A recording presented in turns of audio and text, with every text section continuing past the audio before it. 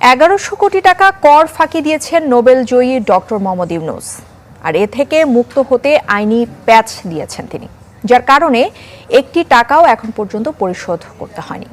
2012 থেকে 17 পর্যন্ত এসব কর দ্রুত আদায় করতে এবার হাইকোর্টে দৌড়াতে হচ্ছে এনবিআরকে।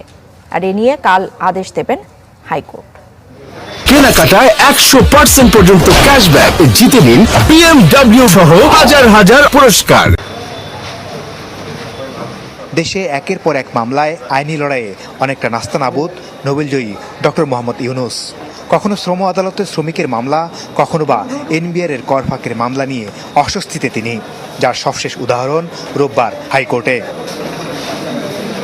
রাষ্ট্রপক্ষ হাইকোর্টে যেসব নথি জমা দিয়েছে তাতে উঠে আসে ভয়ঙ্কর সব তথ্য, যেখানে বলা হয়েছে 2012 থেকে 2017 সাল পর্যন্ত 1100 কোটি টাকার রাজস্ব ফাঁকি দিয়েছে